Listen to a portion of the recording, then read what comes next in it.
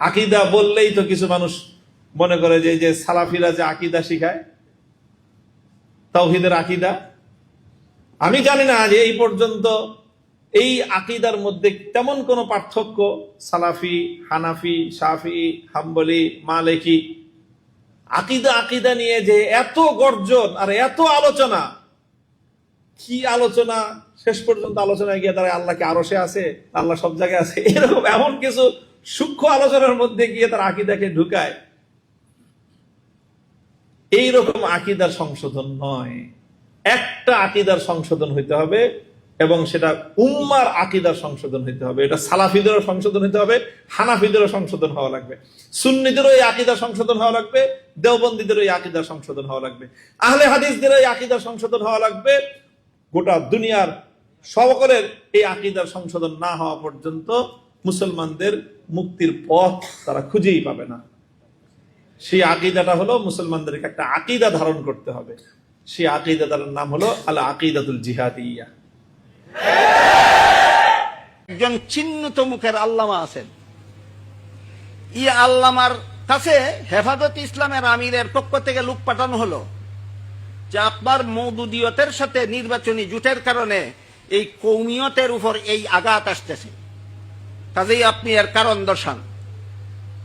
তিনি এই নোটিশ পেয়ে একবার সরাসরি বাবুনগর চলে গেলেন, হেফাজতের আমিরের সাথে সাক্ষাৎ করে বলে আসলেন, আমার জোট ইমান আকীদার জোট নয়, আমার জোট নির্বাচনী জোট, কাজেই এই জোট করা সত্ত্বেও মওদুদীদের আকীদা আলাদা, আমাদের আকীদা আলাদা, এটা কোনোদিন একাকার হবে না। আমি মনে করি ওইখানে গিয়ে তিনি এই বক্তৃতাটা দিয়েছেন হেফাজতের আমিরকে আইওয়াশ করার জন্য। এই বক্তৃতাটা তিনি সেখানে গিয়ে দিয়েছেন কিসের জন্য? আইওয়াশ করে। আমি কেমনে বললাম, এবার শুনুন তার প্রমাণ। সেখানে গিয়ে এই বক্তৃতা দিলেন যে মওদুদীদের আকীদার সাথে আমাদের আকীদার কোনো মিল নাই, আমাদের আকীদার সাথে মওদুদীর আকীদার কোনো মিল নাই।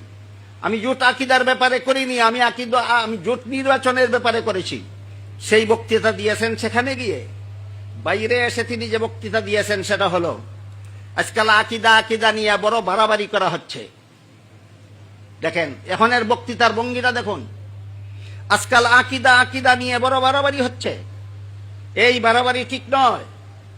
আসলে সালাফিদেরও আকীদা সংশোধন করা দরকার, দেওবন্দীদেরও আকীদা সংশোধন করা দরকার, হানাফিদেরও আকীদা সংশোধন করা দরকার।